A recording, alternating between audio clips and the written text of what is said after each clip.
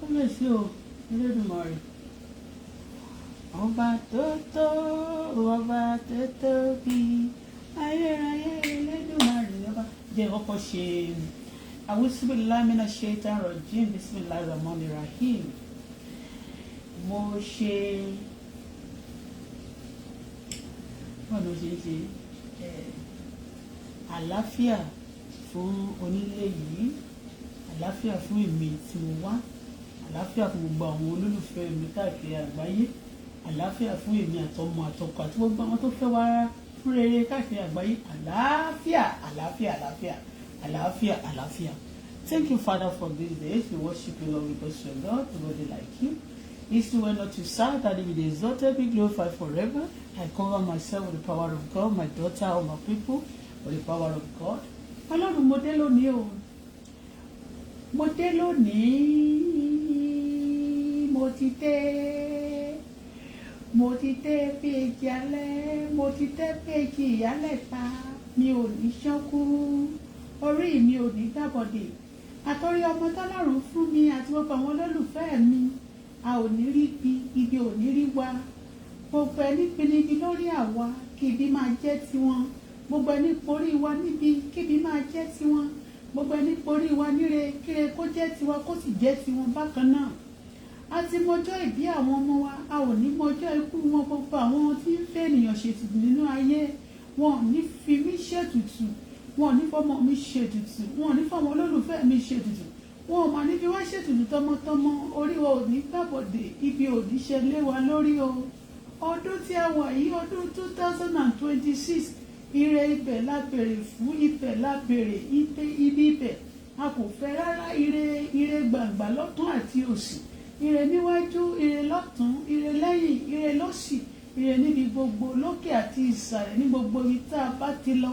Ire o, ire o, ire o, ire o, kó ká wa mọ́lẹ̀, ire kó jábá wa lọ́nà, ire tá a bá ń lọ níwájú káríre, tíre bá ń bọ̀ lẹ́yìn kó sì sáré bá wa ṣe kò ń gé ire. Àwa ò ní kí ìsọ́fín ayé o, orí wa ò ní gbàbọ̀dè, a ò ní róńgbé sọnù nínú ọdún 2026. Mi ò ṣe bí ọmọ, ire á máa lẹ́sìn nínú ilé wa, ayọ̀ á máa lẹ́sìn nínú ilé wa. Gbogbo pánípáni, gbogbo jẹranjẹran, gbogbo jẹyànjẹyàn, ẹ ò ní rí wa mú o. Wọn ò ní fọmọ mi àtèmi àtọkọ àtolólùfẹ́ mi ṣètùtù ayé. A ò ní ra máyé, ẹ̀mí gígùn àti àlàáfíà ní tiwa. Bó ṣe máa jẹ́ nìyẹn, ire gbàǹgbà. Thank you, Father, for these days. I worship you, Lord, because you are God. Nobody like you. From east to west, not to south. Daddy, be thou exalted, be glorified forever. I want to speak, oh, Daddy, speak through my mouth. Gbàkóso ẹnu mi, má jẹ́ ṣì wí, má jẹ́ ṣì sọ. Ohun tẹ́ ẹ fẹ́ kí n sọ, má jẹ́ sọ. Ohun tí ò kó bá mi tí ó bá yé mi jẹ́, má jẹ́ wí o. Bí bá ṣe ń lanu lónìí, Olúwa kún ẹnu mi, gbẹ́nu mi sọ̀rọ̀. Ẹnu mi dàṣẹ, ẹnu mi dàgbára. Ọlọ́run èyí tí bá dè lónìí, Olúwa bá mi dè é. Ẹni bá lè máa gbógun tì mí lórí èyí tí mo fẹ́ wí lónìí. Ọlọ́run onídàájọ́ ayé, bá mi ṣèdájọ́ fún wọn. Orí mi ò ní gbàbọ̀dè, gbogbo ẹni bá pèsè dá mi níbi ibi kó máa jẹ́ tiwọn. Ẹni bá porí mi níre, ire ni ó máa jẹ́ tèmi àti ti gbogbo wọn pátá pérégedé. Ibi àlọ́ náà mo kọ ibi sílẹ̀ látọjọ́ òní lọ. Ibi ò ní jẹ́ tèmi, kò ní jẹ́ tọkọ, kò ní jẹ́ tọmọ. Gbogbo àwọn olólùfẹ́ mi pátá pérégedé, ire la fẹ́ nínú ọdún 2026. Bó ṣe máa jẹ́ nìyẹn, kò ní padà. Attention, good day, good afternoon.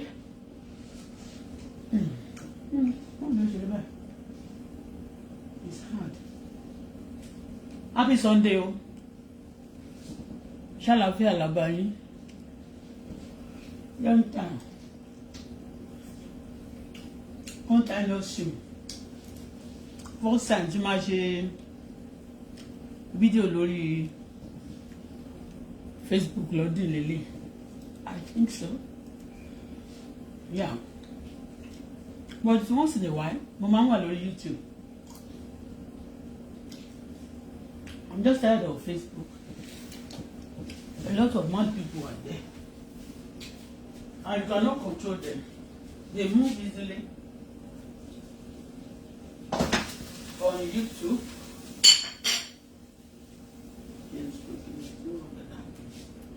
So a lot of mad people on Facebook. So we try to excuse them. And this year there's not too much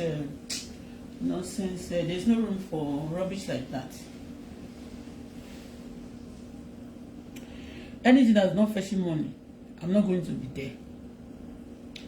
So gbogbo ẹ̀yin tí ọlọ́wọ́ wàràwàrà náà ti lọ sórí YouTube lónìí, mo rí ọwọ́ yín o, mo rí ọwọ́ yín dáadáa. So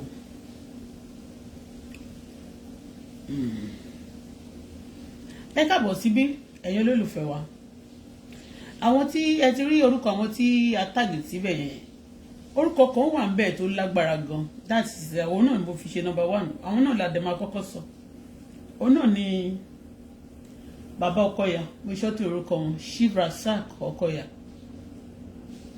Orúkọ tó rìngì bẹ́ẹ̀, orúkọ tó lágbára ni. Orúkọ tí ó ń yọwó fún àwọn èèyàn ní oṣooṣù ní ojoojúmọ́. Because wọ́n nílé iṣẹ́ lóríṣiríṣi tí àwọn èèyàn ti ń ṣiṣẹ́, both àwọn young person. But of recent, wọ́n ṣe birthday wọn ní last week. Ìkọ́ni yes, wọ́n ṣe birthday. Happy birthday last week, sir. But for before, I always celebrate Baba Okoya.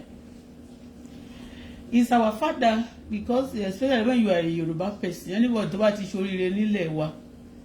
is part of your father. They may not be biologically because in one way or the other, you may be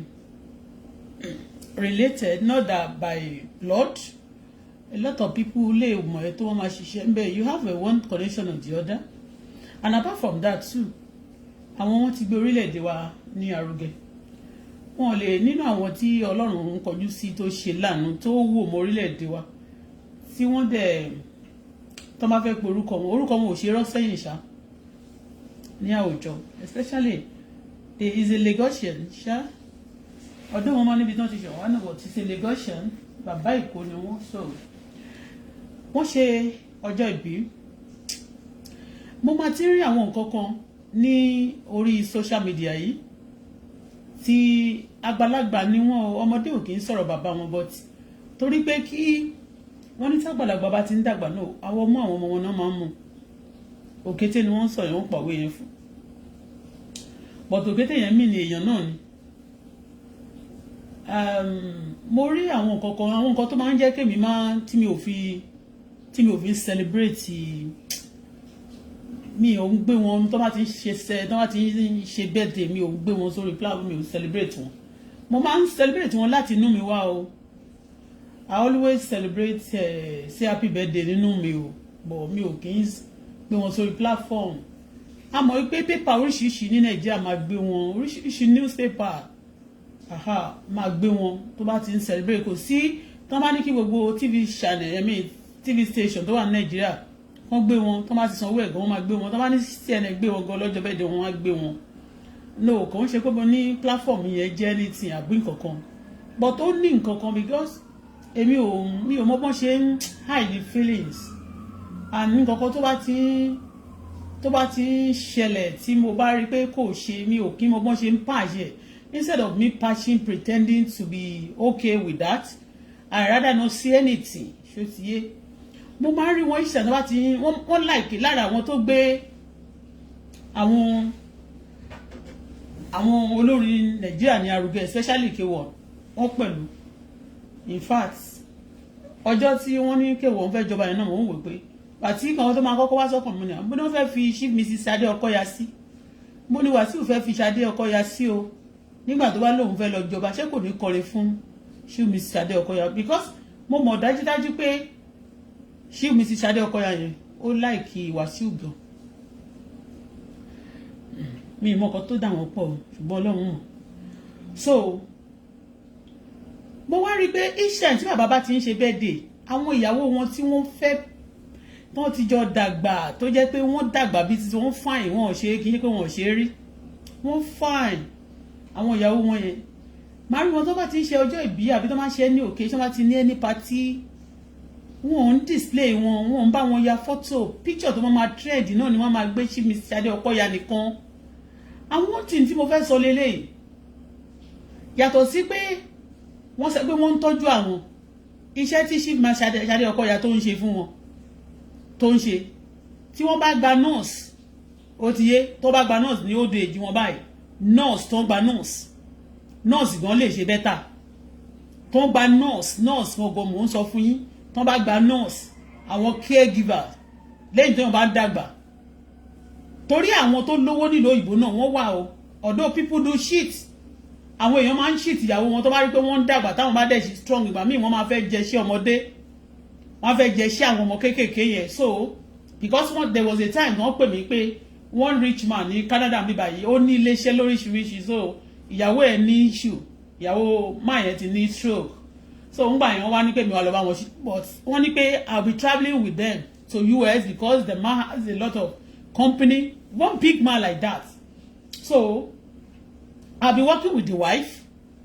especially but each time the wife want to travel with the husband now because occasionally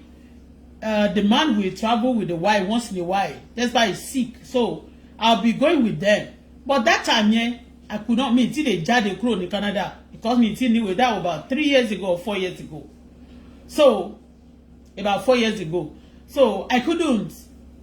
you understand I couldn't work with them so I'm telling you but that person tó ti ṣiṣẹ́ pẹ̀lú wọn gbà yẹn tó fẹ́ resign ọmọ Africa náà ni bí ọmọ Africa yẹn northern Africa yẹn ni wọ́n ṣá so òun ló fẹ́ kúrò mẹ́ tó dẹ̀ ń wáyàn I happen to know this person so ìtí mò ń sọ lélẹ́yìí fún àwọn bàbá wa tọwọ́tọwọ́ àti Àkúrẹ́ àti gbogbo ọ̀wọ̀ tó wà ní ayé mo fi bá yín sọ̀rọ̀ sá mo rí pé iṣẹ́ náà bá ti ń ṣe birthday báyìí tí bàbá bá ń ṣe birthday àwọn reason tí mi ò fi ń celebrate wọn lélẹ́yìí o I don't because in tó bá lè gbà ò ní fi lọ anybody èmi dẹ̀ fi cheated despite pé mi ò tán mọ́ ilé yẹn logically biologically ṣe to understand but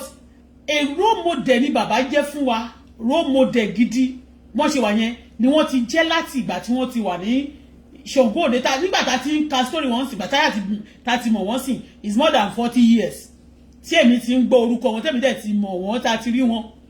àwọn ìyàwó wọn tó dàgbà yẹn lára àwọn ìyàwó wọn tó dàgbà yẹn happen to mo ti rí lára àwọn ìyàwó yẹn rí àwọn tó dàgbà ìyàwó especially am here so now bàbá wa each time tó bá ti ń ṣe birthday àbí tó ń ṣe nǹkan kan wọn ní flaunt gbogbo àwọn ọmọ àwọn ìyàwó tó kù yẹn ṣé Mr. Ṣadé Okoya nìkan ni wọ́n máa fẹ́ ní máa flaunt àti pé òun gangan meanwhile ìyàwó tẹ́ ẹ fẹ́ nígbà èwe yẹn àwọn gangan ní òkìkí àìsìkí wọn bẹ́ẹ̀ ni àìsìkí tí wọ́n lò tí wọ́n wá di pé wọ́n jókòó lé tí gbogbo wọn tí wọ́n fi mọ̀ wọ́n káàkiri lágbàáyé lónìí because wọ́n sọ fún wa pé behind a successful man there's always a woman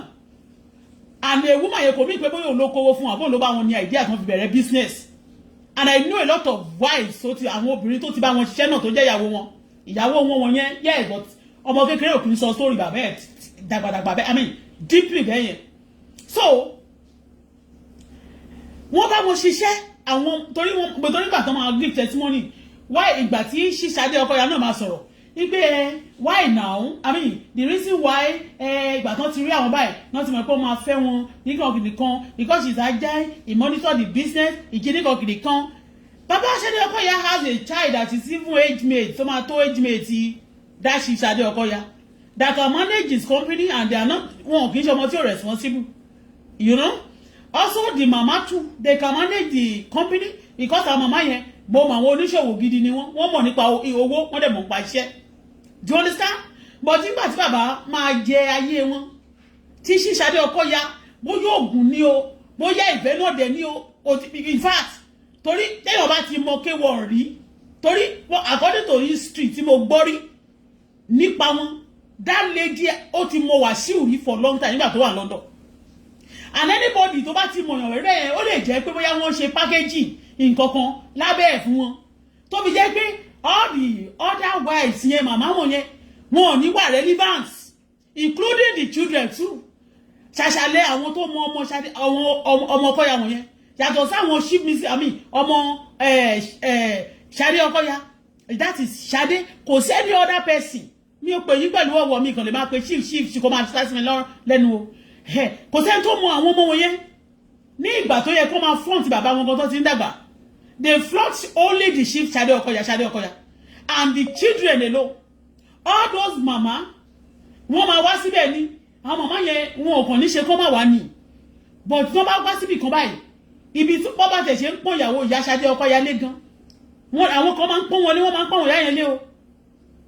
gúrùpù kan náà máa lọ ka ìyá Ṣadé Okoya àtàwọn ìyàwó yẹn mọ́ àti pé táwọn obìnrin bá ti ń dàgbà bẹ́ẹ̀ yẹn they lost value they didn't gbà tó bá dàgbà yẹn gangan ni wọ́n ní value jù òun gangan ló máa ń fi iyì fún yàn bí bàbá yẹn Ọlọ́run Elédùmarè gbọ́ àwọn èèyàn máa ń bí bàbá yẹn Ọlọ́run Elédùmarè gbọ́ a lot of people do discuss this wọ́n máa ń sọ̀rọ̀ yìí but ẹlòmíì máa ń wé pé okay àwọn Ṣadé Okoya yẹn sì náà ó lè máa bá ló bá máa lọ rán àwọn bloggers ló máa lọ kó sábẹ́ àwọn kan ló máa bẹ àwọn èèyàn ń gbòòrò kán máa lọ wílé wọn you understand me a lot of people are afraid but to me I don't like it it's not good because ìyàwó wọn yẹn tó ti bá wọn lè ní wọn bá wọn ṣiṣẹ́ o àwọn olólówó wọn o but most of the time tí obìnrin bá help ọkùnrin nígbà tó sì wà ní ọ̀dọ́ tó bá bẹ̀rẹ̀ sí ní owó tán wọ́n máa lọ gbé obìnrin míì tó bá sọ pé yọ̀ǹgì ni ká máa gbé wọn míì wọ obìnrin wọn yẹn wọn ò lè lọ gbé ọkùnrin tó yọ̀ǹgì wọn ò lè gbé o wọ́n bá tún pa wọ́n tì wọ́n wá máa flaunt obìnrin yẹn bíi pé àwọn ò tí ì màrìwò tí wọn ò tí ì ṣògeri káwọn náà tó di ìgbàgbọ́ àti pé àwọn náà ò tí ì yọ̀ǹgì wọ́n á mú wọn pa wọ́n tì àti pé gbogbo àwọn màmá yẹn wọn ò wúlò náà màmá tó bí obìnrin tó bí ọkùnrin tó yẹ pé ìgbà tí ẹ̀ tí ì lówó ẹ̀ ti lówó yes but owó ní ò tí ì débi tó dé yìí ẹ̀ tí bẹ̀rẹ̀ sí ń gbádùn àyẹ̀rẹ̀ ti tẹra mọ́ṣẹ́ àwọn náà wà ń bẹ̀ ńgbà yẹn nígbà tó yẹ kí àwọn náà relax kó jẹ́ pé àwọn nọ́ọ̀sì àtàwọn tó bá máa tọ́jú yín lẹ máa gbà fún ẹ̀yin méjèèjì ẹ bá lọ pé obìnrin kan ẹ máa bẹ̀rẹ̀ sí ń fi ẹ máa nígbà táwọn màmá yẹn tó yẹ kọ́kọ́ wọn balẹ̀ kan máa wò pé yes mo ní ọkọ tòótọ́ ni àsọ pé wọn lọ́kọ polygamy but wọ́n jẹ́ polygamy náà wọ́n practice polygamy yẹn ó yẹ kó máa ṣí ẹ̀ ní tó bá tẹ̀ fẹ́ ya fọ́tò pẹ̀lú ìyàwó kékeré gbogbo àwọn ìyàwó tó kù náà máa dúró tó bá fẹ́ ya fọ́tò pẹ̀lú ìyàwó àwọn ọmọ kéékèèké tó ti Ṣadé bí àwọn ọmọ ọ̀dà tó ti dàgbà náà wọ́n máa ya fọ́tò èèyàn òkín kéré nìdí ẹrù ẹ̀ but nísìn bàbá bó ṣe ń ṣe yẹn ó lè Ṣadé gan tó bá tẹ̀ ń ṣe irúkọ bẹ́ẹ̀ yẹn for ọdún ó máa ń fi system respect o she always greet those mama ẹ welcome ma ẹ káàbọ̀ ló máa respect wọn but ìdọ̀bálẹ̀ ò kì í ṣe wà ń gbà míì if the man tí bàbá yẹn gọgọ fúnra ara wọn tó bá ń tẹ̀ láti ṣe bẹ́ẹ̀ yẹn the lady called Ṣadé Okoya she mi Ṣadé Okoya should be able to correct bàbá because òun là yóò bàbá bóyá jẹ́ òun là yóò bàbá tó bá dẹ̀ kó ṣe nǹkan kan bàbá tó yẹ pé bàbá ó ti tí bàbá òfin rántí gbogbo ìfẹ́ ìgbà èwe and let me tell you ìfẹ́ tó máa ń dùn jù ní ayé yìí ó ní ìfẹ́ tó bá rántí when you really have your mind tó bá rántí ẹni tó kọ́kọ́ pàdé ní ayé ẹ̀ tó kọ́kọ́ pàdé nínú ayé ẹ̀ nígbà tó tiẹ̀ tí mọ̀ kankan ìgbà yẹn náà ó máa ń dùn gan ṣé ó fẹ́ sọ fún mi pé àwọn ìyàwó tó ń fẹ́ àwọn ìyàwó àwọn màmá tó ti dàgbà yẹn wọn ò lọ́ọ̀bù wọn but Ṣadé Okoya náà too will be fronting and nígbà míì kẹ̀dẹ̀rẹ́ mi ò kàn fẹ́ sọ̀rọ̀ ní kó má dàbí pé bóyá èèyàn fẹ́ máa hàn ti bàbá nígbà míì báyìí tí ìwà tí wàá lọ kọ níbẹ̀ báyìí ṣé ló máa kọ̀ sí Wàsíù tó bá máa jó ní ìtàn ṣe ní kì í ṣe ní ọdún last year kí ni wọ́n ṣe ní early last year o bóyá birthday náà ni I picked that video àwọn èèyàn ṣàṣọ pé kí n gbé mi tí lọ sílẹ̀ jẹ́ àgbà yẹn kí n gbé mo force gbé ni because every video tó bá gbé ti bàbá Okoya nìkan gan tó gbé ti Ṣadé mọ́ wọ́n máa bẹ̀rẹ̀ sí flag gẹ́ ni wọ́n máa bẹ̀rẹ̀ sí dàrí láàmú náà ni the woman also lórí social media yìí he has people too tó máa ń sanwó fún bẹ́ẹ̀ ni kì í ṣe rọ́ tó máa ń go after people àti pé she doesn't want people to talk about this àwọn màmá yẹn máa wá sí party wọ́n máa débẹ̀ yẹn wọ́n máa rubbish wọn sẹ́gbẹ̀ẹ́ báyìí ni tó bá tẹ̀ pé bàbá tiẹ̀ ti wá dàgbà tẹ́wọ̀n bá ti táwọn bàbá bá ti àwọn bàbá ọkùnrin náà bá ti dàgbà nígbà míì nǹkan máa ń tètè affect brain wọ́n máa ní dementia they can be wọ́n lè máa behave funny you understand me but ìwọ tó wà mẹ́rin tó jẹ́ ìyàwó tó bí ipò jẹ́ àyè ojú yẹn yọ òun cause problem fún rẹ ni I am telling you àkàìmọye ègùn náà máa ti ṣe fún ẹ lábẹ́lẹ̀ táwọn èèyàn máa ṣe fún ẹ ìyẹn Ṣadé Okoya yẹn I am telling you wọ́n máa ṣe pé ni àwọn èèyàn máa ṣe pé but ẹ̀rù ń bà àwọn èèyàn láti sọ̀rọ̀ ó ní sọ fún bàbá pé òkè ẹ jẹ́ ká màmá náà wá o mi ò láìkẹ́ o kìnnìkan every time báwo kọ́ máa gbé ní àti pé bàbá yẹn tí èèyàn bá ti divorce ó yẹ pé wọ́n ti divorce So ti is another thing. If tó bá ti divorce wọn sí papọ̀ mọ́ láyé, tó yẹ pé okay they want to divorce, but bàbá ò divorce ìyàwó wọn now, àwọn ìyàwó tó kù yẹn. Wọn ò divorce wọn now. So, tí bàbá bá dẹ̀ sọ pé ìwọ nìkan ni o, ìwọ nìkan ni o, ìwọ nìkan ni o, the shame ojú ayo ìyàwó bàbá yẹn, ó yẹ kó máa correct bàbá pé that's not good. Ṣé nísìn bí Ṣadé ṣe Okoya ṣe wá fẹ́ bàbá Okoya at that age nígbà tí wọ́n bí ẹgbẹ́ wọn dáadáa, wọ́n bí ẹgbẹ́ Ṣadé dáadáa, of course. Okay, kí àwọn náà bí ó ṣe ní ọmọbìnrin yẹn, kí ọmọbìnrin kan kó wá lọ fẹ́ olówó kan tó ti dàgbà ní Nàìjíríà, ọmọ ẹ̀ obìnrin kan kó má fẹ́ àbí kó fẹ́ ẹnìkan sìn, kó fẹ́ ẹnìkan tó yànjú sí lọ́jọ́ márì ara wọn, kó wá dípẹ́ nìyẹn ó wá dàgbà wá lówó tán, kó wá lọ gbé ọmọ ẹlòmíì tó kéré sí ọmọ ẹ̀yẹ dáadáa, kó dẹ̀ jókòó síbẹ̀, kó wá lọ gbé, kó wá pa ìyàwó yẹn ti ìyàwó ọmọ ẹ̀ tó fẹ́ nígbà tó wà léwe, kó pàtì, kó wá máa gbé lòmíì káàkiri. Báwo ló ṣe máa rí? Báwo ló ṣe máa rí tó bá jẹ́ òun ni? A mọ̀ wípé kò sẹ́ni tó bá ta sínsìn Nàìjíríà pé wá fẹ́ mi tó bá tẹ̀ tó jẹ́ bàbá olówó, you marry them, but at the same time kì í ṣe pé kó wá jẹ́ kí wọ́n máa bímọ, ó jẹ́ kí bàbá máa misbehave. Yes, everything tí bá rí wọn báyìí àwọn èèyàn máa rò pé yẹ́sì lèèyàn ń bínú, máa bò òkè láti kọ́mẹ̀ láti celebrate happy birthday nígbà tí wọ́n bí kì í ṣe ọmọ kan, kì í ṣe àwọn kan náà ní àwọn nìkan ló bá máa Ṣadé nìkan ló bá máa take picture. Ṣé bàbá lè satisfy Ṣadé ń sìn àbí Ṣadé òtún kò ní máa ní ọ̀jì ni àbí kò ní, ṣé bàbá lè satisfy that lady àbí láti gbà? I don't want to talk, but that this thing is not good. Pé tí àwọn obìnrin bá ti ń dàgbà ẹ kò máa pa wọ́n tì ní, ẹ máa make them, ẹ máa believe pé they are now useless. Wọ́n useless. Ẹlòmíì ó lè jẹ́ celebrate ló máa lọ gbé kiri, á fi gbogbo àwọn ọmọ ẹ̀ á àbádọ́ wọn, á fi wọ́n sílẹ̀. They will reject the old wife with the children, and then they will carry the little children. And that's why, you have the money now. It's a mistake for you getting the money. For you having money, it's a mistake by God giving you money. Tẹ́ bá ti lówó tán, ẹlòmíì tí ò bá lówó, ó máa fi ìyàwó ẹ̀yìn lẹ̀ títí dalẹ́, wọ́n máa jọ ṣe lover. A lot of obìnrin, ọkùnrin tí ò lówó, òun ló máa ń fi ìyàwó ẹ̀ sílẹ̀ títí dọjọ́ alẹ́. Lóyìn máa pọ́nlé, ẹ pé ìyàwó mi fún mi o, àwọn ọmọ mi ló dé máa fi proud. But tí tó bá ti lówó yẹn báyìí, majority of them báyìí, they go and charge the wife. I'm not saying that you should not practice your polygamy, but you must share the love equally. That's what the Al-Quran said. Me can't dada o, but ní ìlú Dubai tí mo gbé, ẹnìkan béèrè fún ọmọ kan lọ́dọ̀ mi gbà yẹn, ó ní kí n bá ẹnìkan yes ọmọ Dubai ni, ó lóun nídìí òun fẹ́ ọmọ Africa tó jẹ́ Muslim, wọ́n ní àwọn oníyàwó náà, ó ní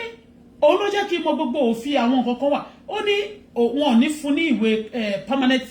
resident ìlú Dubai o, but ọmọ tó bá bí fóun ó máa jẹ́ citizen Dubai. Ó lóun kẹ̀dẹ̀rẹ́ gbogbo tó bá ti ṣe fún ìyàwó ti bí yẹn, òun náà ló máa ṣe fún ìyàwó kejì èyí tóun ti fẹ́ sílé. Ó ní in fact ibi tó bá ń gbé tó bá jẹ́ pé duplex nìyẹn ń gbé lòun àti ẹjọ́ ń gbé,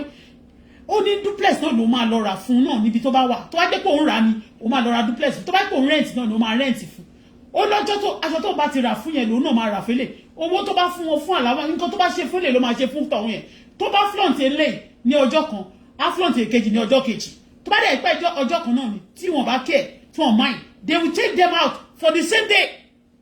They will take them out. In tó bá ti rà báyìí, tó bá ra nǹkan 1,000, èkejì náà máa ra nǹkan 1,000 ni, tó bá ra nǹkan 200, eléyìí máa ra nǹkan 200 ni. They share the love equally.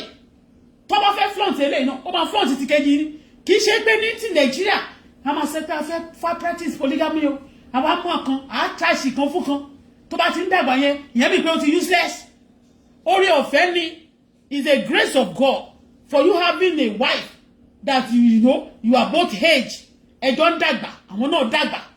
ọmọ yìí tún wà, is a grace. But people will now want to destroy the grace and carry this grace up and down. It's not a good thing. Ṣé bàbá wa nísìn, ṣé wọ́n lè satisfy Igbo Chief Mrs. Ṣadé Okoya? Ṣé wọ́n lè satisfy? Ṣé wọ́n lè ṣe? Kì í ṣe satisfy láti ẹ̀ ń sọ ń sìn. Àbí Ṣadé Okoya ń sìn, ọlọ́pàá jẹ́ kí òkọ́ ṣe bàbá yẹn ń sìn. Tí ò bá má rí mọ́, torí wẹ́ẹ̀tì nǹkan tó bá fi lẹ̀ fún. Ṣé kò ní ṣayé ẹ̀? It's not a good thing o, bẹ́ẹ̀ mi ṣe rí yẹn. It's part of reason tí mi ò kí fi celebrate ní happy birthday. Mo kí ló máa cause mi? Mo mọ̀ pé àwọn ìyàwó yẹn àwọn màmá kan wà níbì kan, màá gbé Ṣadé onìkan àti pé she's the only one obìnrin ọkọ ṣoṣo tó wà ní life wọn àti pé òun gangan ní the most beautiful obìnrin tó wà ní gbogbo ayé yìí tí ó dá sí ṣe pé ọ̀dà àwọn bàbá yẹn wọ́n useless wọn tó bá wọlé bá àwọn màmá yẹn wọn kì í wọlé pẹ̀lú confidence mọ́ I see them every time tí bàbá Ọkọya bá ń ṣe nǹkan àwọn màmá wọn yẹn àwọn ìyàwó first wife yẹn wọn wọlé pẹ̀lú confidence they just manage to be there nítorí pé tó bá lọ bìkan wọn ò ní láti sọ fún ẹ pé your presence is not needed here bàtọ́ ẹ pé tẹ bá débẹ̀ ẹni tó tẹ mọ́ máa flaunt ni àti pé bóyá àwọn náà ò ṣe sisi rí wọn ò jẹ́ young person rí nígbà kẹ́ tó fẹ́ wọn tó bá jẹ́ pé kì í ṣe owó tó ń rí àti owó yín tí wọ́n rí kẹ́ má lówó lọ́wọ́ ṣé Ṣadé Ọkọya máa fẹ́ yín tó máa gbé yín kiri kẹ́ má lówó. People that marry for money téèyàn bá ti wá dàgbà tó bá ti lówó tó bá ti bímọ fún yàn when you are living with that person for long ó máa love ẹ ó ní nǹkan attraction kan tó máa wá naturally ó ní àwọn attraction kan tó máa wá naturally for you living long with that person ṣé ti yẹn bẹ́yẹ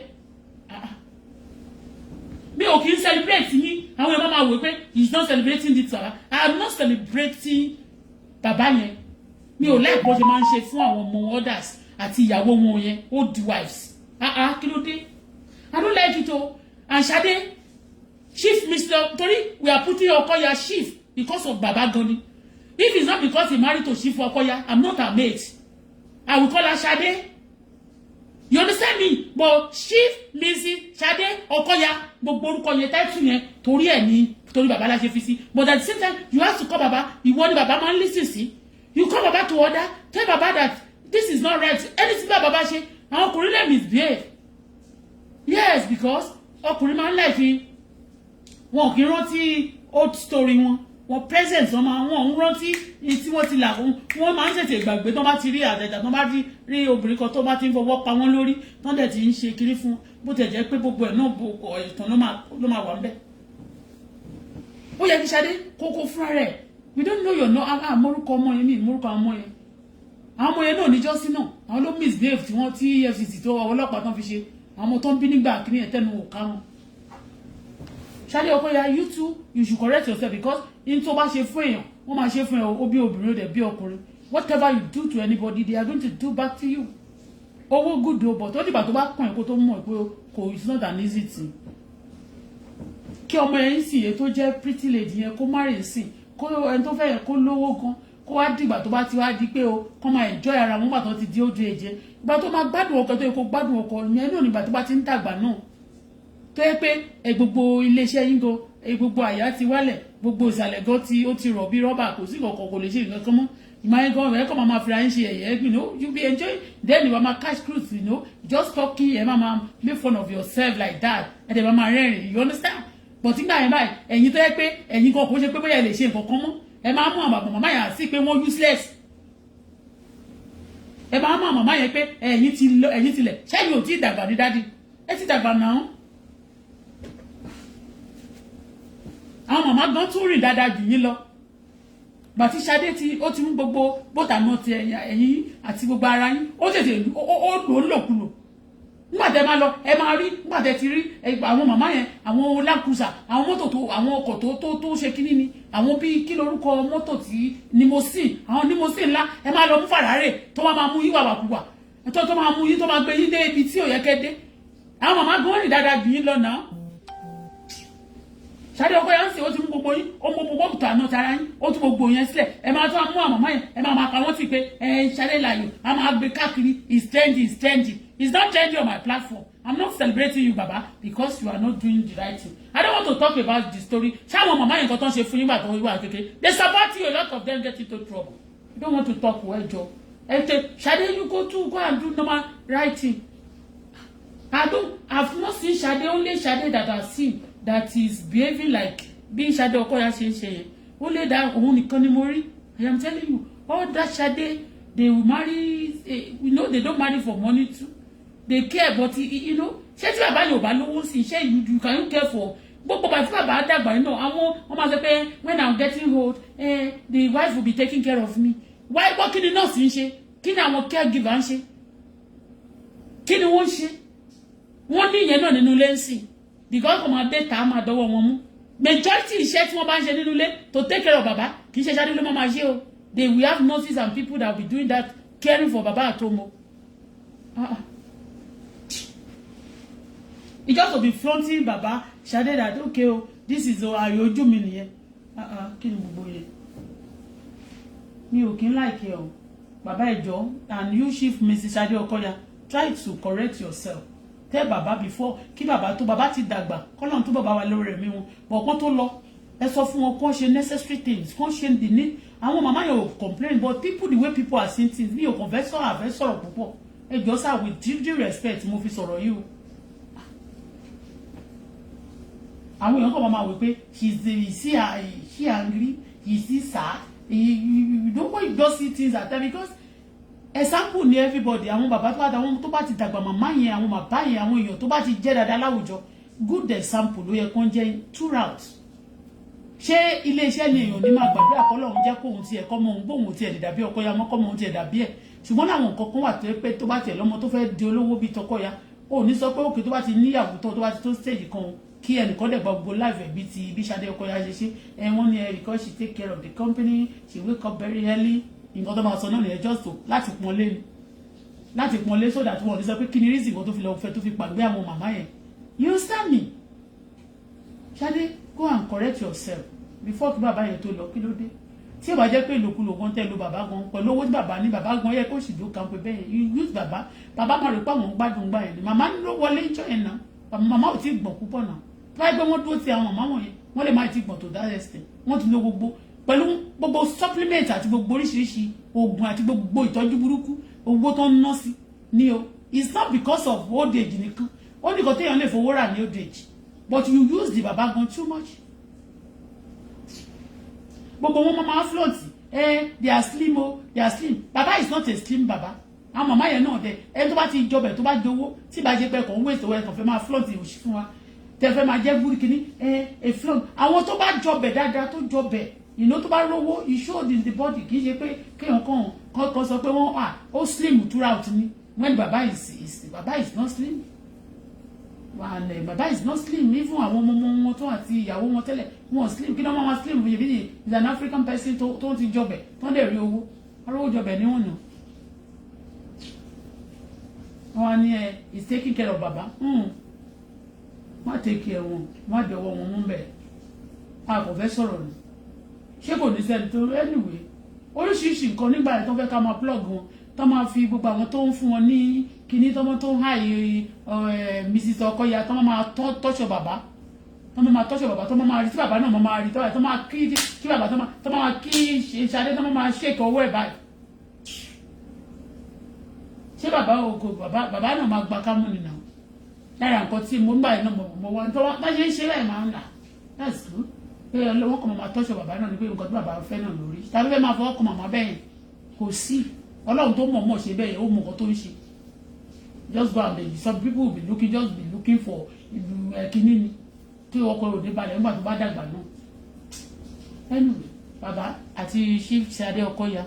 go and correct yourself every time like this she attend you Ṣadé Okoya attend you are you the only one attend you ṣé bàbá yẹn fẹ́ máa attend you sí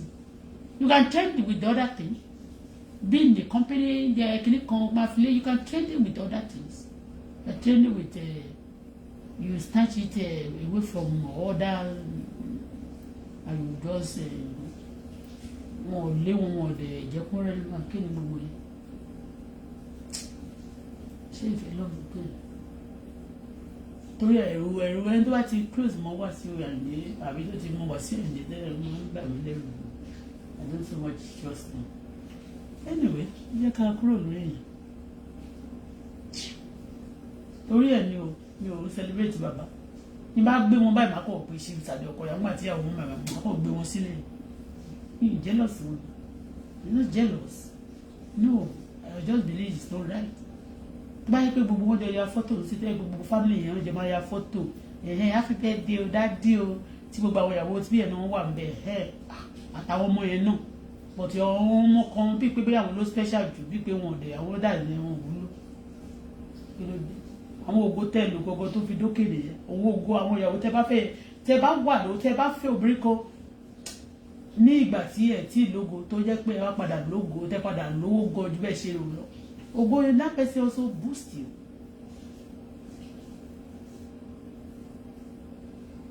ju èyí tẹ́ mọ̀tẹ́ ti settle down tó jẹ́ pé owó ni wọn máa ní she just the one that just take care of the company àwọn ọmọ tán bí wọ̀nyẹn wọn lè take care of the company. Anyway ẹ jọ o ṣé Ṣadé Okoya you know you have not me ṣàjòjì ní o don't come for me o torí gbà yẹn làwọn Ìyábọ̀ Òjó ò ní jẹ́ ká gbádùn sí tó wọ́n lọ́jọ́ gbogbo àwọn ọmọ tó àwọn tó ń ṣe fracas lórí social media ń sìn àtẹ́lẹ̀ rẹ̀ ẹ̀jẹ̀ iná máa lọ gbọ́dọ̀ sẹ́rẹ̀ sábọ̀dù gbé ẹ̀ pátá lámọ̀ o ẹ sábọ̀dù tó bá fẹ́ sọ̀rọ̀ bẹ́ẹ̀ kò ní fi respect sí tó bá jẹ́ òun ló observe nǹkan tí mo torí ó pọ́pọ́lọ́ màdámù ò tó ìta sọ yìí wọ́n á sọ pé òun lógo mi lógo rẹ̀ mi ò lè lógo sí I just love you and that's nǹkan tó ń ṣe what you are doing to me. Mo lè fẹ́ tó ti níyàwó náà nísìn tẹ́lẹ̀tẹ́lẹ̀ I can't do it tó máa ń fẹ́ máa sọ pé ẹni ẹgbọ́n sọ fún ìyàwó òun ti kú ìyàwó òun ti wà perplexed man is not good pé wọ́n máa hunt wọn now I can do it but at the same time I will talk to the person said mi ò ní jẹ́ anybody kàn bá tèmi jẹ́ because gbogbo nǹkan tó ń ṣe yẹn máa rí pé à ń gbádùn ni when the camera rolls when the camera tó bá padà wá sínú system then you remember you don't know gbogbo nǹkan camera wà o wọ́n máa ní ọmọ ò lè ní orogún tó bá yá camera wà o a sọ pé nísìnyí bàbá ò lè practice because he's a Muslim bàbá lè practice polygamy wọn but wọn ò ṣe equally wọn ò ṣe right that's not the way our grand said we should do it. If you like party like that, all the wife must be there, the children too must be there. Bóyá ìyàwó ti bí bá di apá ọ̀tún mú ìyàwó kejì àbí jẹ́ mẹ́ta á di apó sí wọ́n á pín lọ́wọ́ ni wọ́n máa pín ni èyí tí ò bá lè rọwọ́ dì mú á di agbádá mú lẹ́yìn.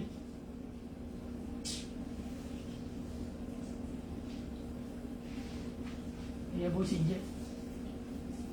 Good morning, happy Sunday. Ẹ jẹ́ wá sáré lọ sọ́dọ̀ àwọn boys tí wọ́n pe gẹ́ẹ̀kan ní ṣé Awele orúkọ yẹn but what is the meaning of that orúkọ sef anyway ó ní gbogbo orúkọ lọ́lọ́run mọ́ Awele come over here mo rí olóògbé ní mo ti sọ ọ̀rọ̀ ẹ rí nígbà tó ń sọ̀rọ̀ Koko Zaria àgbà ẹ̀ náà pé Koko Zaria ṣe báwo but nǹkan tó ń defend MC ipe MC ń kọ́ o ipe Zaria nǹkan parọ́ mọ́ MC ni ṣé kí n sọ fún ẹ Zaria àti MC wọ́n ti jọjọ wà more than 20 something years bí wọ́n ṣe sọ bí MC fúnra rẹ̀ nígbà tí Zaria tó ń sọ fún mi pé MC ń kọ́ ó máa ń pa èèyàn ṣọ́ ara fún o òun ló ń pa lágbájá ló ń pa tẹ̀lẹ̀dọ̀ mo bèrè lọ́wọ́ ní ìgbà tí MC wá láwọn invite mi sóṣòdì ní 2014 mo bèrè lọ́wọ́ ẹ̀ báyìí ni ipe wọ́n sọ báyìí ta ló sọ o mo ní Zaria mi Zaria wà ní ìta báyìí nígbà tí mo ń sọ nígbà tí mo ń bèrè ọ̀rọ̀ rẹ lọ́wọ́ ẹ̀ kò sọ pé no kò dẹ̀ sọ pé yes do you understand so nínú ọ̀rọ̀ Zaria nítorí pé Zaria jẹ́ nìkan tó yẹ pé ó máa ń nínú ọ̀rọ̀ tí Zaria sọ kò sí rọ́ nínú ẹ̀ púpọ̀ òtítọ́ wà ń bẹ̀ o ṣùgbọ́n ìtara ló fi ń sọ bọ̀ tìgbà tó ti sọ yìí ó ti late táwọn èèyàn bá sọ pé ó wá bà MC jẹ́ ni are you with me èmi mo rent ilé lọ́wọ́ nílé Koko Zaria mo tán bá sọ pé wọ́n bà èèyàn jẹ́ ṣóńgbọ́ tán bá ní wọ́n bà èèyàn jẹ́ tẹ́ni yẹn bá tiẹ̀ love ẹni yẹn dáadáa tó yẹ pé ó kì í ó love ẹ̀wọ̀ ẹni tó ń bà ẹ́ jẹ́ yẹn ó love ẹ̀ gan kò kàn fẹ́ dá lóhùn ó kò lè pé ó kì í gbọ́ wá bí lágbájá ṣé MC ò mà sọ fún mi pé Auto-Bola ó dàn jẹ́ kí n pe MC wá kò sọ kíní lójú mi kò sọ bẹ́ẹ̀ kò defend ẹ̀ mo bèrè lọ́wọ́ ẹ̀ ni I remember aṣọ tí mo wọ̀ lọ́jọ́ tí mo bèrè lọ́wọ́ ẹ̀ gan aṣọ tó wà lọ́rùn mi bí orange colour báyìí ó wá jẹ́ bí aṣọ tí mo wọ̀ bí ó jẹ́ Senegalese ó wá jẹ́ bí orange ni mo wọ̀ lọ́jọ́ náà àti gold kò sọ pé Auto-Bola jẹ́ kí n pe MC wá kò sọ lójú ẹ̀ kò sọ pé no kò sọ pé yes àmì ìyàwó mo wá sọ fún ẹ Awele àbí kí ni wọ́n ń porúkọ ẹ báwo ló ṣe gẹ́ẹ̀tì voice note àti gbogbo ìtú tí orogún ẹ tó ń pa ìwọ gan you a bad person that to say ìwọ gan o fẹ́ lékú dínkù nínú ilé ni so o ti mọ̀ wípé wọ́n ṣe ń lóra wọn kiri nìyẹn lóṣòdì jẹ́ kí n sọ fún ẹ tó sọ pé kò fẹ́ Kudi rí ṣé ń wá bọ̀ sáàzẹ́ lónìí ṣé orí Kudi yẹn MC ló kọ́kọ́ ń fẹ́ tẹ́lẹ̀ MC ló kọ́kọ́ ń fẹ́ kí Zaria tó fẹ́ tó bá dẹ̀ ń sọ pé MC kò fẹ́ anybody irọ́ ni gbogbo nǹkan tí Zaria ń pamọ́ ní ògbèjà Zaria olórí burúkú of the highest order ni both of them they are crazy o ajaja MC bó tiẹ̀ ṣe wà yẹn tí mú ẹ̀ fò sókè máa propose mọ́tò kan lónìí imú ẹ̀ dàbí salẹ́sà mọ́tò yẹn àti bí shape mọ́tò yẹn imú ẹ̀ burúkú yẹn ní tí mo sọ lélẹ̀ ní Òṣòdì yẹn gbogbo wọn kì í jẹ́ Òṣòdì nìkan láàrin àwọn ilé tí mo fẹ́ dárúkọ ẹ̀ Wàsíù ní ìgbà tí Ọlọ́run wà sí wà ń bẹ̀ tó sì wà ní títì òun Wàsíù MC Pasuma àti taninu Zaria gbogbo wọn yẹn pátá ní group wọn tó wà yẹn obìnrin kan náà máa ń jẹ kú fúnra wọn ẹni tó máa kọ́kọ́ jẹ iṣẹ́ náà ń gbà ẹ̀ mọ́ ṣe máa ń sọ tí tó bá jẹ́ Paso ló kọ́kọ́ mú iṣẹ́ yẹn torí òun máa ń wọ́n lágbo agbo wọn làwọn obìnrin máa ń lọ jù tó bá ti kọ́kọ́ mú iṣẹ́ yẹn báyìí àtà ni wọ́n máa ń tà wọ́n ni àtàṣẹ́ yẹn fún anybody agbowó onílẹ̀mọ̀kọ́ tó ṣẹ̀ṣẹ̀ tó fẹ́ fún olóyè tó máa lọ sọ́dọ̀ tiẹ̀ ó lè jẹ́ owó tó máa fún gẹ̀yẹ̀ gan ọ̀dọ̀ ẹ̀ náà máa sẹ́ǹdẹ̀ sí bọ́dẹ̀ jẹ́ pé gẹ̀yẹ̀ náà máa gba tiẹ̀ á sẹ́ǹdì owó sí lẹ́sẹ̀kẹsẹ̀ tó ti yé tó bá ń dìfẹ́ǹdì pé MC o Koko Zaria ó parọ́ mọ́ ni kò pa irọ́ kì í ṣe gbogbo ẹ̀ ló pa irọ́ MC ń pa irọ́ Koko Zaria òun ló pa irọ́ jù tó bá fẹ́ fún láwọ̀ bó ṣe sọ̀rọ̀ kan pé tí Zaria bá ṣe nǹkan á gbé bá àgbà jáde á fọmọ ẹ̀ ṣe pé kò ń ṣòfò ọmọ ó ń ṣe we know that Zaria máa pa irọ́ ó máa pa irọ́ báyìí lójúkorojú á dẹ̀ máa ṣe pèsè are you with me but báwo náà ṣe pẹ́ tó dá ẹsẹ̀ wọ́n máa ti jọ wà láti kékeré MC àti Zaria MC fúnra rẹ̀ ló fẹnu ẹ̀ sọ fún mi Zaria ò sọ pé àwọn ti jọ wà láti kékeré MC ló sọ wípé rísì tóun ò fi lè bàjà tóun ò fi lè lé ní pé ó ti lọ já olè níbi tó ti ń kọ́ iṣẹ́ òun ló jẹ́ kí n mọ̀ pé iṣẹ́ kápẹ́ńtà ni wọ́n fi sí pé kó lọ kọ́ làwọn fámìlì ẹ̀ ìpé kó lọ kọ́ ipò dẹ̀ ń kọ́ iṣẹ́ kápẹ́ńtà yẹn pé n tí ó fi sá níbi tó ti ń kọ́ kápẹ́ńtà tó fi sí ní ipò lọ jí owó nígbà tó ń bí ọmọ ṣé àwọn ìbejì yẹn ni àbákọ́bí ẹ̀ ó nígbà tó dẹ̀ jí owó yẹn ó ní nǹkan tí ò fi lọ bí iṣẹ́ nìyẹn olówó yẹn làwọn fi pa súná ó lòun dẹ̀ sọ pé àtàwọn bá dẹ̀ lówó báyìí àwọn bá dẹ̀ pa súná ó ló dẹ̀ lọ jí owó ọ̀gá ẹ̀ wá ó ní rísì tí ò fi lọ bí iṣẹ́ tí ò fi kọ́ṣẹ́ ẹ̀ mọ́ nìyẹn ó ní rísì tó òun fi lè bàjá nìyẹn ó ní àbá ti ṣoore kan fún báyìí ó lòun ò kì í gbàgbé ṣoore gidi ló ṣe fún yẹn ṣoore gidi ni Zaria ṣe fún MC yẹn oore olè wọ́n ti jọjọ́ ń ṣe nǹkan burúkú yìí in tó kéré jù nínú nǹkan tó ń ṣe náà ni olè tí wọ́n jà other things tó bá sọ pé MC ṣe tó bá ní Koko Zaria ṣe kò sí nǹkan tí Koko Zaria máa ṣe for that donkey years tóun àti MC dẹ̀ jẹ́ pé wọ́n close gan àwọn tó nẹ́ẹ̀sì sí MC lóṣòdì wọn ò close mọ́ MC tó Koko Zaria toró ní nǹkan kan tó dà wọ́n pọ̀ ni ẹni tó bá dóṣòdì máa rò pé MC Zaria ló nẹ́ẹ̀sì sí MC òun dẹ̀ kọ́ so definitely there's something to tie wọn together bẹ́ẹ̀ yẹn ìwà Awele tó bá ṣe pé dádì ẹni o òun ni MC ó possible kó máa pè yàn dádì ẹ kó ti máa jẹṣẹ́ bẹ́ẹ̀ ni kó jẹṣẹ́ ṣé ìwọ àwọn ọmọ ní tíátà tó yẹ pé tán bá ṣe tán mi ò fẹ́ embarrass anybody lẹ́ni I don't want to embarrass anybody tó bá jẹṣẹ́ tán lè máa pè dádì mi ó dẹ̀ ti bá sùn boyfriend dẹ̀dẹ̀ ni lé ẹ̀yìn but ìwọ tó wá jáde sí tó mú voice note boyfriend orogún ẹ̀ dání báwo ló ṣe dọ́wọ́ ẹ̀ ìyá mi pé you are also evil ṣé o mọ̀ pé Zaria ti ní àwọn ìyàwó ó dẹ̀ ti ní ọmọ lóríṣiríṣi kó tó di pé ìwọ wá fẹ́ tó tún wá bímọ fún ẹ máa lẹ fine ìwọ bó ṣe fine tó yẹn o ò lè rí àwọn èèyàn tó responsible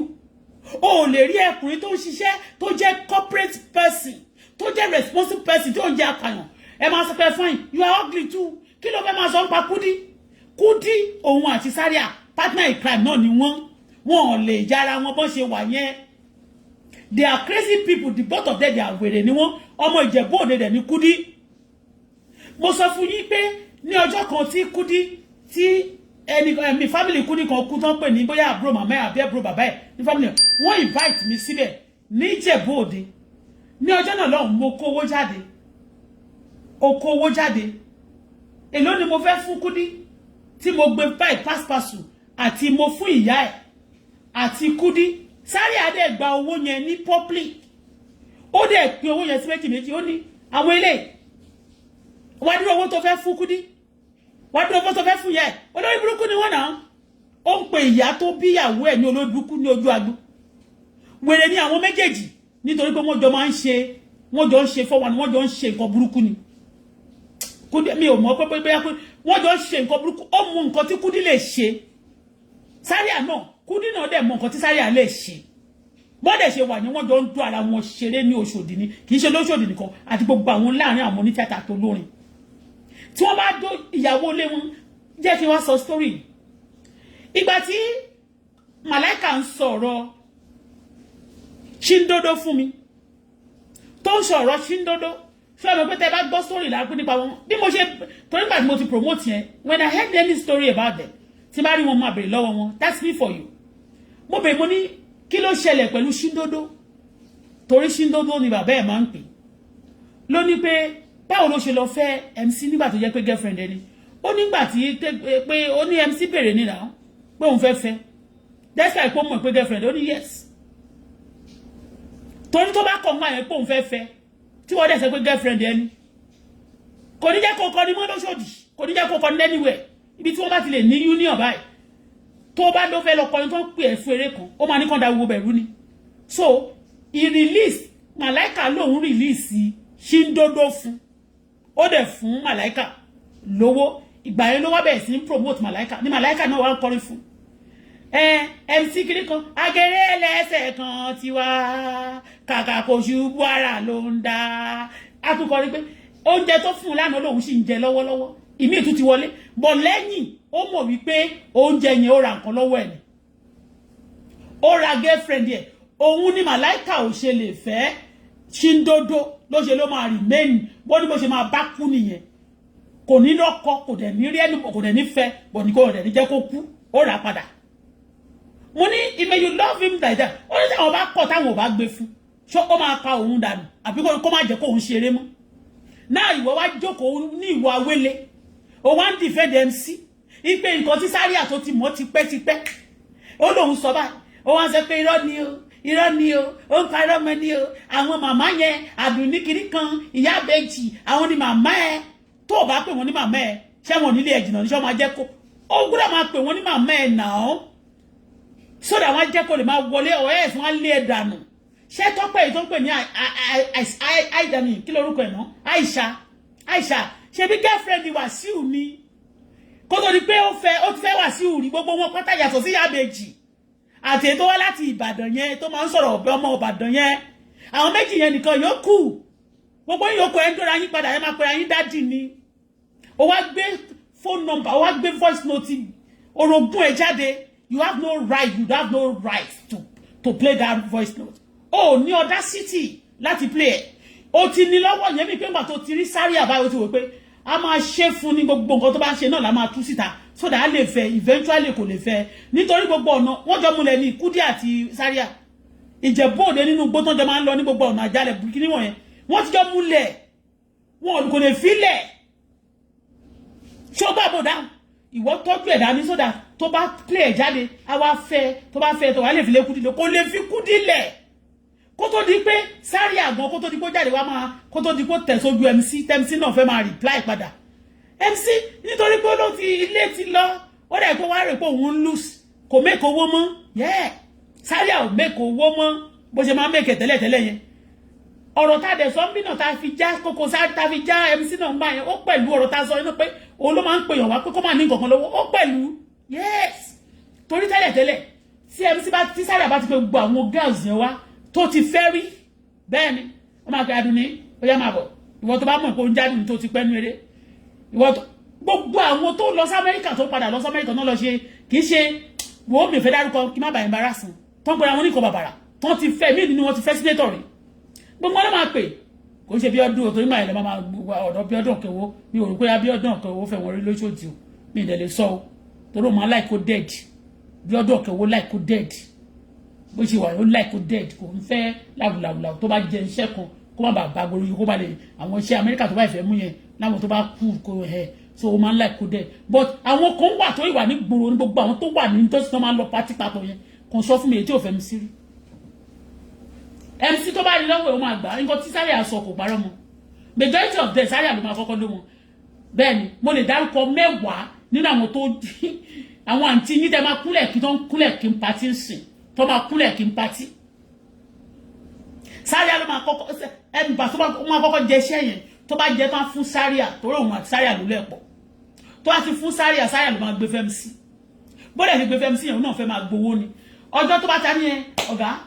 wo ṣe mọ̀ pé ọ̀rẹ́ mi nìyẹn o tó máa jọ́gá mi o máa ṣe fíìmù fún ni a ní kó béèrè lọ́wọ́ MC a máa ṣàwórí MC pọ̀ táwọn ẹ bá ti gba owó gbà báyìí tó bá jẹ́ pé iṣẹ́ tó fẹ́ ṣe tí ó jẹ́ 600,000 a ní kàn pé 1.2 tó bá ti gbowó yẹn percentage ẹ̀ ń bọ̀ lọ́dọ̀ Zaria nìyẹn so Awele gbogbo tó ń sọ yẹn pé ó máa ń parọ́ mọ́ ni mi ò sọ pé Zaria ò kì í parọ́ Zaria máa ń pa irọ́ gan ó sọ̀rọ̀ wípé Zaria lè purọ́ ti ọ̀la lẹ̀ in tó ṣe ń ṣe a máa fi pè a máa ṣe pé alóhun ò ṣe Zaria nìyẹn Zaria wàá máa rí nǹkan lọ́wọ́ ẹ̀ bá jalè bá wàá rí nǹkan tó ṣe lọ́wọ́ ẹ̀ kòrókòrò bá á dẹ̀ máa ṣe pé a ní káyọ̀ bàjẹ́ káyọ̀ gbọ́mọ ń parẹ́ kó ń ṣe pé kan a máa fi ìyá ẹ̀ bàbá á fi gbọ́mọ ẹ̀ ṣe pé a tún gbé àlùkìrán a máa fi ṣe pé ṣọtiyé bọ̀ mí sọ pé gbogbo yẹn irọ́ ni ò bọ̀ ìwọ pé wọ́n play voice note Kudi kí ni audacity tó ní láti play voice note Kudi oh ní right I am telling you àmì nǹkan tó sọ yẹn pé Kudi o ibẹ̀ ó nígbà tí Kudi mo gbọ́ skinny yẹn dáadáa ìjọ tí Zaria ń na Kudi ó nà nítorí pé ó lọ báyìí torí boyfriend ẹ̀ yẹn tó pè ní Uche ìnìkan kìnìkan ó wá gbé lọ sílé Kudi wá sá lọ sí ilé MC ní 5 and 8 ó wá sá lọ sílé MC ní 5 and 8 àbí 5 mídán kí náà ló ń jẹ́ ó wá gbà tó sáré bẹ̀ ó wá sọ pé sí ó lẹ́ ń tóhun ni toró mọ̀ pé MC ti dorí ni ó dẹ̀ mọ̀ pé owó MC ló ti gbà tẹ́lẹ̀ tó ní kó fẹ́ so ó wá kò wá fẹ́ sọ pé okay o nítorí other person tó ń dóhun bọ́ nítorí òun yẹn toró mọ̀ pé MC sáré àmọ́ èkó ti dorí ó ti mọ̀ èkó fẹ́ rí kò ń ṣe pé kò ń ṣe rọ́ Kudi o ó mọ̀ mi sáré àmọ́ pé ó ti fẹ́ MC ti fẹ́ rí ṣọtiyé so èyí tó wá ń sọ story tó ń sọ yẹn kò ń ṣe story tó lè sọ torí ìwọ gan oúnjẹ tí mo gbé sínú.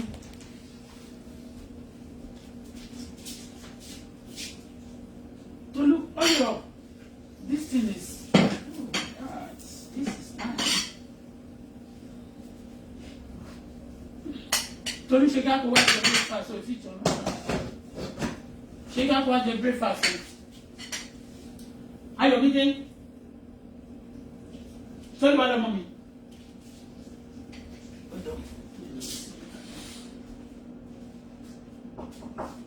Okay, ṣe náà wá jẹun. Time ti lọ, o kì í tètè jẹun, it's not right. Ẹ má bínú.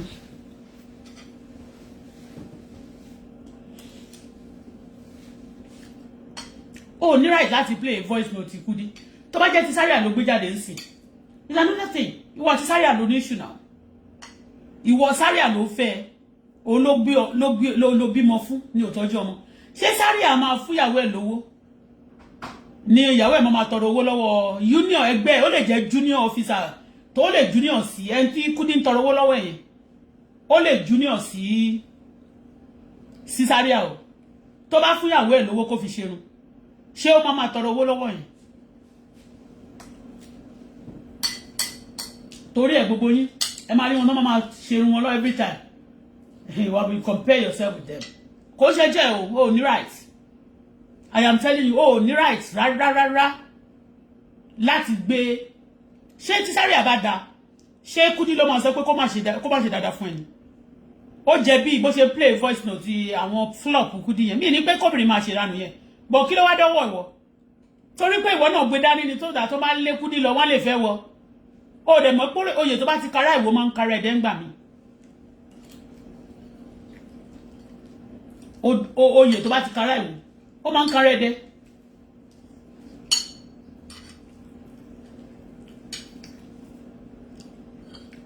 ó wá jáde ó ń defend mi ni kó má defend ẹ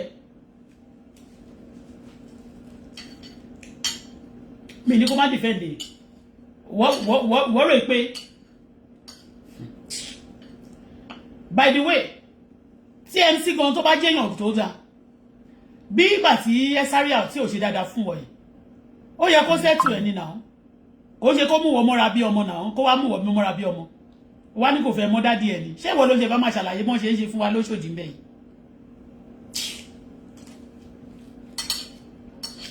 wọ́n ló fẹ́ máa ṣàlàyé fún wa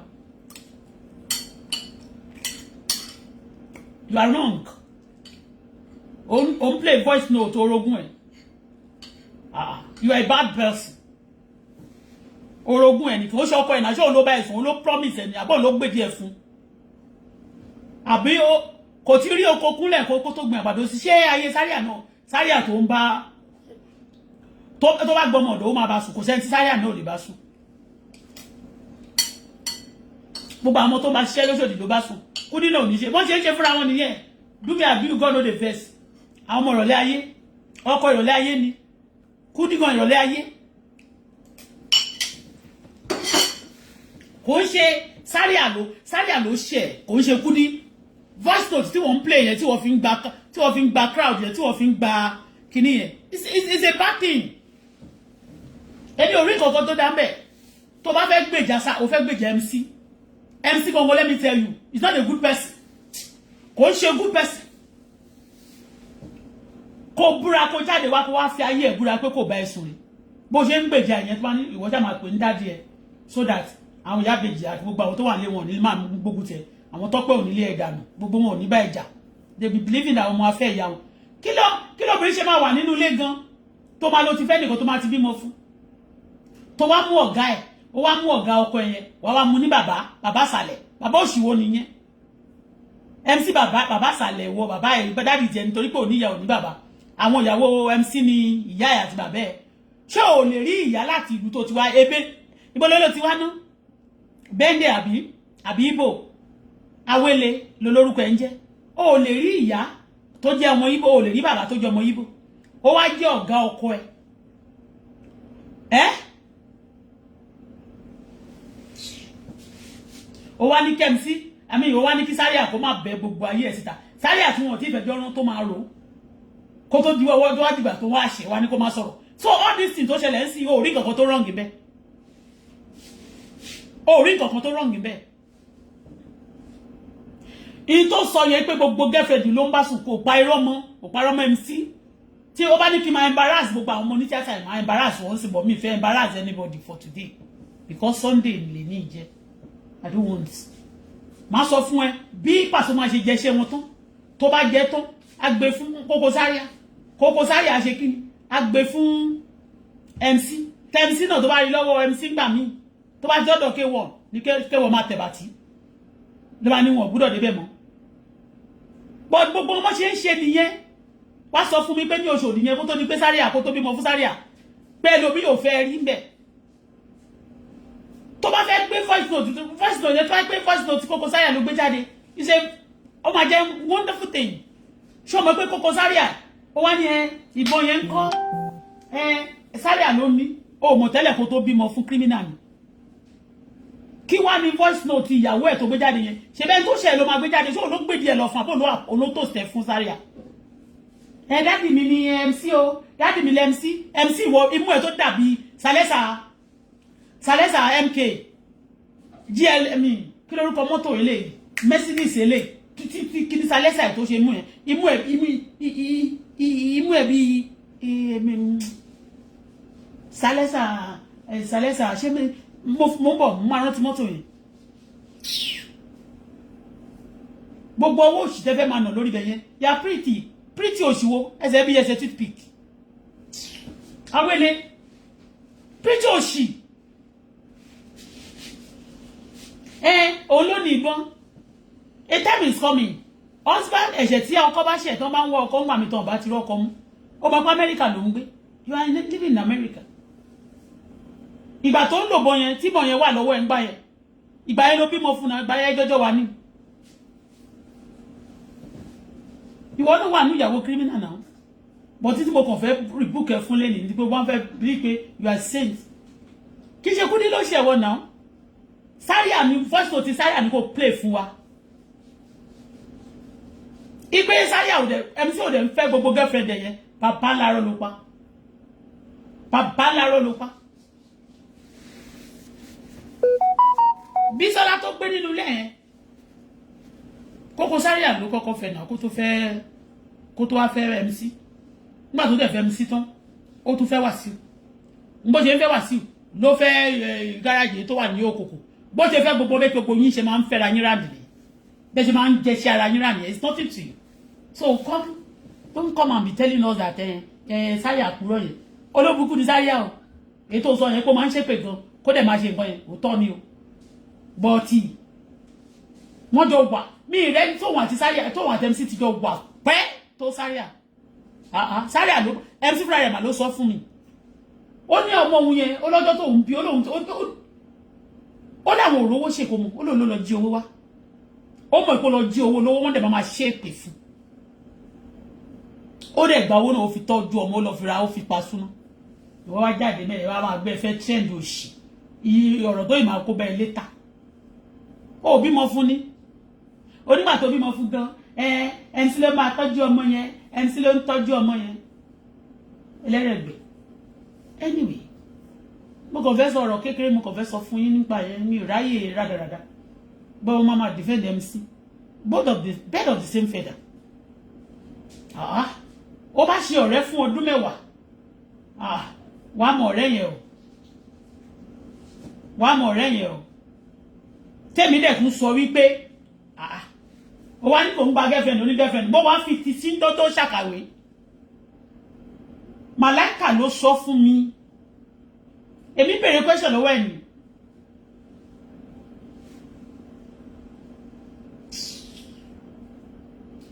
ó ní tó bá ti róbìnrin lọ́wọ́ wọn báyìí ó máa ní kó fóun ní ọ̀rẹ́ ẹ̀gbọ́n ní play ń gbòòrò MC lo agbára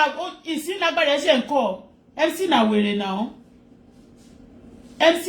ó ti bá gbogbo MC na big terrorist no be small one ìwọ wá dúró sí Amẹ́ríkà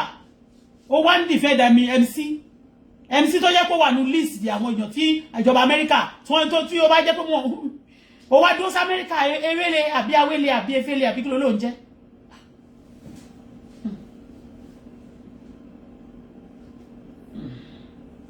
wo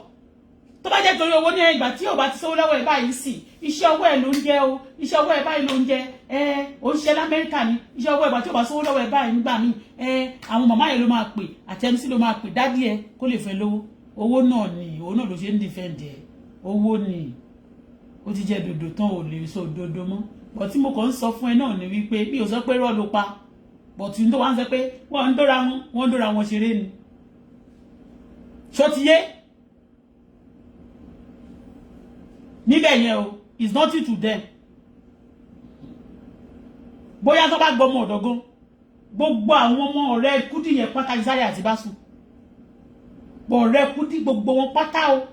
ní Òṣòdì yẹn wọ́n jọ mí má jẹ́ máa embarrass àwọn ọmọ yẹn náà ó tún dárúkọ Búkì Bímbọ́ gbogbo wọn yẹn àwọn ọmọ àbúrò mi ni wọ́n but not wọ́n ṣe family mi rà mí ọmọ Ondo township ni bàbá wọn náà success àti wẹ̀mí mọ́nà kẹ̀dẹ̀rẹ́ àti mà wọn àti yẹn náà wọ́n má jẹ́ amẹ́rin lọ sọ́dọ̀ wọn ó ní àwọn ìyàwó ilé wà ń bẹ̀ tó ń ṣe kìnnà tó bá tẹ̀ ti fẹ́ sọ̀rọ̀ pé wọ́n ń ṣe ṣìnà yẹn má máa sọ̀rọ̀ Òṣòdì ṣìnà is a normal thing ṣìnà is even the smallest thing they commit in that area some people who know that ìwọ àti ìyàwó ẹ̀ lọ́jọ́ sùn sínú ilé and somebody be a máa request fún pé obìnrin tó bá sùn yẹn lòun fẹ́ gọ́gọ́ ó rẹ̀ gbọ́dọ̀ gbé fún ó wá sọ pé kíní kan ṣe lẹ́dẹ̀ ń pàkọ́ Awele ètò fi trend yẹn Kudi o ó ń ṣàgbèrè ìyàwó ilé ló ń pọkọ ẹ̀ ní kíní kan kò ń ṣe voice note Kudi ló yẹ kó o play ti Zaria ìwọ àti business partner ẹni tó bímọ fún ẹni tó jẹṣẹ ẹni tó introduce ẹni tó toast ẹni tó bá ẹ̀sùn ẹni tó fún ẹ lọ́mọ ẹni tó fún ẹ lóyún tí ò tọ́jú ọmọ òní kò gbé jáde ní ìná pé ìwọ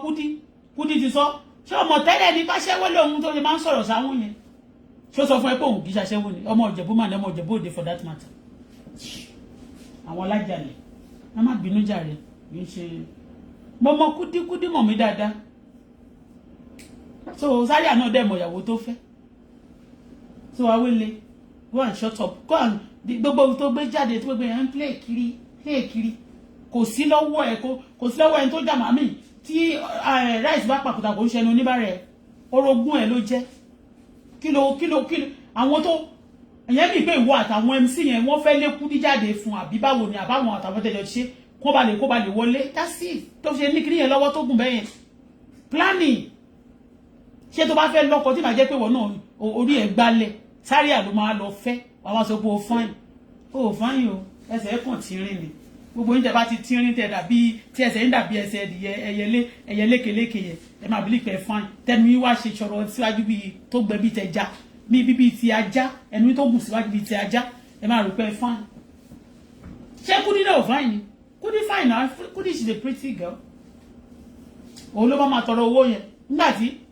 olórin kan ni àwọn kan ó ti pẹ́ tó ti kọrin àwọn olórin fújì kan náà ló kọ Nàìjíríà kó láàrin apalá kò lè láṣọ tẹ́gbẹ́ ní o kan lè ní irun tẹ́gbẹ́ ń ṣe obìnrin tó lọ́kọ tí ò dẹ̀ lálé sí kò lè lóhùn tẹ́gbẹ́ ní wọ́n yàtọ̀ sáwà tí a ń ṣiṣẹ́ owó wa tó máa wò pé báwo lọ́lọ́run tiẹ̀ ṣe fún wa nígbà tí ìyàwó Zaria bá ń tọrọ owó lọ́wọ́ èèyàn kí ẹ wá sọ pé kò ní jáde ìyàwó MC gan tí ìbàjẹ́ pé tí ò bá sí power mọ́ sí òun náà gbogbo wọn ló máa ṣe bẹ́ẹ̀ tí ò bá sí power mọ́ sí òun torí wọ́n máa ń fi gbogbo wọn sí routine gbogbo wọn ló ń gbowó gbogbo owó ìpọ́njú àti owó òṣì táwọn èèyàn ń dá fún owó títì yẹn gbogbo wọn pátá gíbi mọ́ gbogbo náà gbà náà fún wọn nílé wọn kọ̀ dé máa yọwọ́ báyìí wọ́n máa sọ pé wọ́n ní ṣọ́ọ̀bù wọ́n ṣiṣẹ́ iṣẹ́ wo ni wọ́n ṣe ṣé Kudi ò ní ṣọ́ọ̀bù ni èwo ní provision store gbogbo ìgbà yẹn báyìí tí wọ́n bá pè mí sí pàtí tó ní wọ́n sọ fún mi wọ́n ní kí n há nǹkan tó pọ̀ o provision náà máa ní kí n há tí wọ́n bá ti débẹ̀ báyìí Zaria máa kó pamọ́ ní ṣọ́ọ̀bù ìyàwó ẹ̀ ló ń kó lọ ṣọ́ọ̀bù Kudi tábà há mi lóun pàtí á kó more than 50 á kó lọ sí ṣọ́ọ̀bù ìyàwó ẹ̀ á kó lọ sí ṣọ́ọ̀bù Kudi pọ̀tì Awele ìmọ̀ ẹ̀ náà. It's not your right to play that voice note of Kudi. Me don't show she. Give it to me. Thank you. God bless you.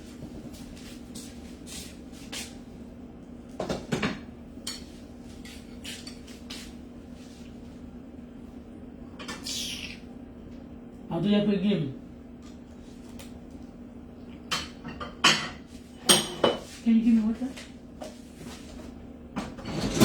Give me water. This is hot. This warm my children.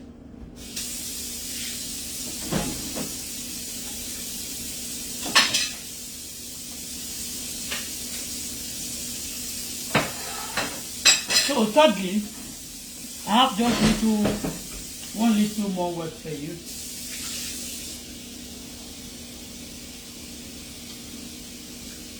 Ẹ̀yin èèyàn tó bá wà lórí platform mo fẹ́ lè pay attention sí gbogbo ọ̀rọ̀ each time bá ti ń sọ ọ̀rọ̀ báyìí thank you darling.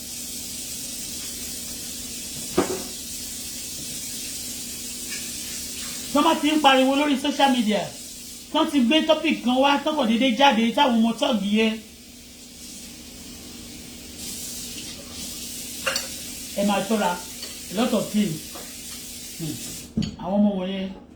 ó máa gbàdúrà ní ìbáyọ̀ tó bá ti sínú àwọn tó ń bèèyàn ṣe ètùtù wọn ò ní fi mí ṣe ètùtù ayé o. Anyway mi ìdíbẹ̀ sọ̀rọ̀ nípa yẹn sí don't let me mix things together. Awele stop it, stop doing that, it's not good.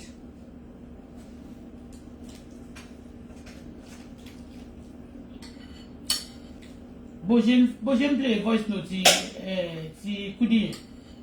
ìyẹn mi kò sì fẹ́ kí Kudi kúrò ìfẹ́ kó kọ Kudi bó ṣe lọ yẹn náà kó náà lọ so tó bá dẹ̀ ti lọ bóyá wà lè padà wá àbí báwo ni ṣe bó tó kúrò láìpẹ́ ó láìpẹ́ kó sáré àwọn ọmọ.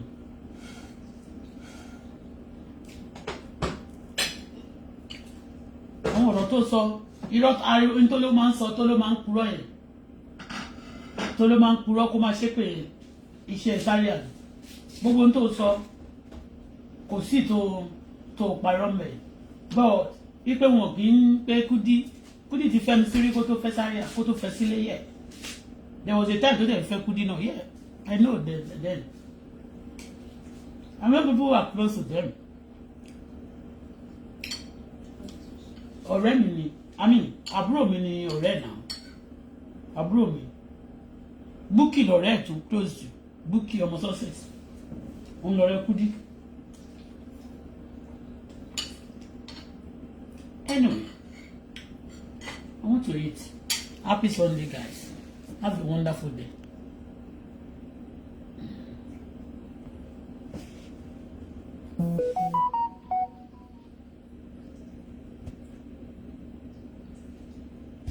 So anything, okay, me, I don't want to miss this. It's nice.